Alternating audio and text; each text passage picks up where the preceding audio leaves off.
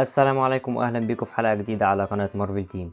معاكم حمدي عماد، وده فيديو مناقشة اعلان فيلم شانغ تشي، ويلا بينا نبدأ. في الاول كده عايز اقول لو ما اتفرجتش على الاعلان فانا هسيبهولك في لينك تحت في الديسكريبشن، روح اتفرج عليه بعد كده ارجع تاني للفيديو. في البداية بنشوف شانغ تشي في المكان اللي كان بيتدرب فيه وهو صغير، ومع مشاهد سريعة من حياته على فويس اوفر لابوه اللي هو وين وو او ذا ماندرين، وبيقول له انه سابه 10 سنين يعيش حياته. واظن اللي هيحصل في الفيلم ان شانغ تشي هيهرب من ابوه ومحدش هيعرف له طريق. هتقولي طب عرفوا طريقه ازاي؟ ممكن بقى في المشهد اللي شفنا فيه شانغ تشي بياخد صورة مع اصحابه، ممكن الصورة دي تنزل على النت وبطريقة ما ابوه يعرف مكانه. ده طبعا توقع مني، ممكن يصيب او يخيب عادي يعني. بعد كده نعرف ان ابوه كان بيدربه من وهو صغير على القتال عشان يعرف يصد مع اخطر الناس في العالم وما يقدروش يقتلوه، وده كان معروف عن شانغ تشي في الكوميكس والمعرفة اللي عنده في جميع الفنون القتالية اللي تيجي في دماغك. بعد كده بتظهر الشخصية الملثمة دي اللي هو المعلم بتاع تشانغ، واللي لسه ما نعرفش الممثل بتاعه، لكن نعرف اسم الشخصية وهو ديث ديلر، وده مفيش معلومات كتير عنه في الكوميكس، لكن هو كان شغال مع الفو مانشو ابو تشانغ تشي. هتقولي ازاي يا عم؟ مش انت قلت ان ابوه اسمه الماندرين؟ ايه اللي جاب الفو مانشي بتاع الحاسة السابعة دلوقتي؟ ايه اللي جاب الفو مانشو دلوقتي؟ هقولك شانغ تشي في الكوميكس ابوه رئيس عصابة وساحر اسمه الفو مانشو، وكان نفس الفكرة بتاعت الفيلم، مش عايز يشتغل مع ابوه كده. لكن الماندرين ده صاحب منظمة التين رينجز واللي متقدمة في الام سي يو من ايام ايرون مان 1، وهما اللي كانوا خاطفين وحاطين توني ستارك في الكهف اساسا. وفي الام سي يو خلوا الماندرين يبقى هو ابو تشانغ تشي، بس عندي توقع في الحتة دي هبقوله قدام. نروح بعد كده المشهد بتاع الكيج او القفص، واللي تقريبا شانغ هيشارك في بطولة قتالية. في المشهد ده بعض الناس بتقول انهم شايفين درع كابتن امريكا وراه، بس انا شايف ان مفيش داعي ان الدرع يبقى موجود في المكان ده، النظريه مش منطقيه خالص، بس ممكن يكون صوره او بوستر على الحيطه مش اكتر. بعد كده بيدخل المكان الشخصيتين هما ريزور فيست، واللي هو شخصيه من الكوميكس بس مش مثيره للانتباه. هقول بس ان في الكوميكس كان مركب سيف في ايده اليمين زي ما شفناه في الاعلان، وبعد كده بقى مركب سيف في كل ايد، وده اللي ممكن يحصل على اخر الفيلم. وشخصيه اكزيلينج واللي هي اخت تشانغ تشي، وهما الاثنين اكيد جايين يرجعوا تشانغ لابوه، وكمان بيحصل فايت بين اكزيلينج وتشانغ. بعد كده بنشوف في مشهد سريع جزء من القصر بتاع الماندرين والجيش بتاعه، واخيرا اول نظره على الماندرين الحقيقي. لا ايه ده؟ غور يا عم من هنا، مش انت؟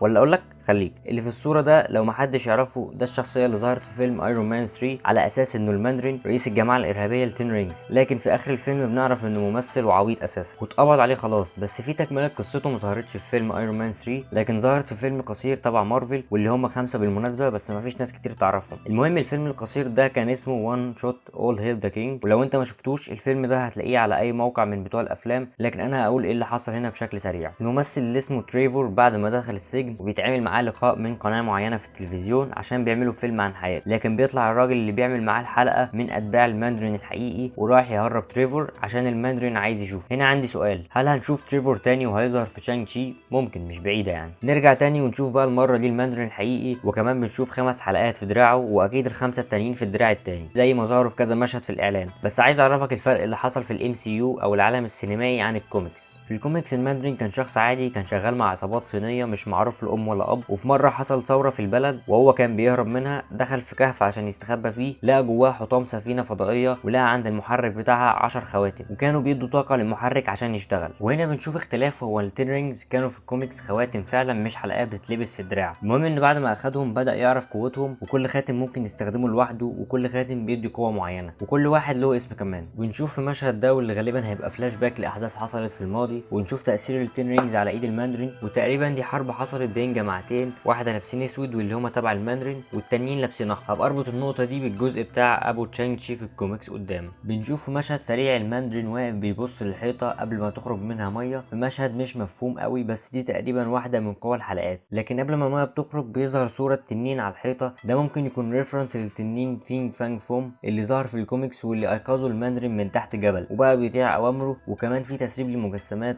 فانكو وظهر فيها مجسم لتنين اسمه ذا جريت بروتكتور، ممكن الاسم ده يكون تمويه بس عشان ما يكشفوش اللي هيحصل في الفيلم. بعد كده بيظهر في مشهد اكشن سريع بين الماندرين وشخصيه تانية مش معروف الممثله بتاعتها، لكن عارفين اسمها بسبب تسريب مجسمات الفانكو اللي قلت عليه، واسمها كان جيانج لي، وهما شاكين انها يا اما الممثله ميشيل يا اما الممثله فالا تشين. وبيظهر برضو ضمن مشاهد الاكشن السريعه اجزاء من حرب بين اللي لابسين احمر واللي لابسين اسود، وبيظهر في الخلفيه تنانين واسود اسطوريه اللي لو بحثت هتلاقيها على مداخل المعابد في الصين. وكمان بيظهر ان الناس معاهم اسلحه مشحونه بطاقه لسه مش معروفه معروف مصدرها. واربط لك بقى بالنقطتين اللي قلت عليهم في الاول، التوقع الشخصي واللي ممكن تلاقي حد تاني عنده نفس التوقع هو كمان، ان الحرب دي قايمه بين جماعتين، واحده برئاسه الماندرين والتانيه برئاسه الفو مانشو اللي هو ابو تشانج تشي في الكوميكس. وفي الغزو اللي بيحصل ده الماندرين بيكسب، وممكن لما دخل القصر بتاع الفو مانشو اخد ابنه في حاجه كده شبه اللي عملها اودن مع عمالقه الصقيع لما اخد ابن الملك بتاعهم وطلع هو لوكي في الاخر. المهم يعني ان ممكن يطلع اخد تشانج تشي وهو صغير ورباه على اساس انه ابنه وكده، ويطلع الديث ديلر ده شغال مع الماندرين بس هو في السر شغال مع الفو مانشو، وكان بيدرب تشانج تشي عشان في يوم يقدر يهزم الماندرين والفو مانشو يسترجع مجده من جديد. حابب افكرك ان ده مجرد توقع ولا تسريب ولا اي حاجه، ممكن يطلع صح وممكن يطلع اي كلام عادي جدا. وبنشوف مشهد لشانج وهو بيحارب ريزور فيست، وكمان مشهد وهو بيحارب الماندرين، وبيظهر في مشهد مطاردة عربيات بيبقى مكتوب على العربيه فيست. بعض الناس بيقولوا ان ده تلميح لشخصيه ايرون فيست، خصوصا ان شانج شي كان في مره تعاون معاه في الكوميكس، وفي ناس بتعتقد انه هيظهر في الفيلم.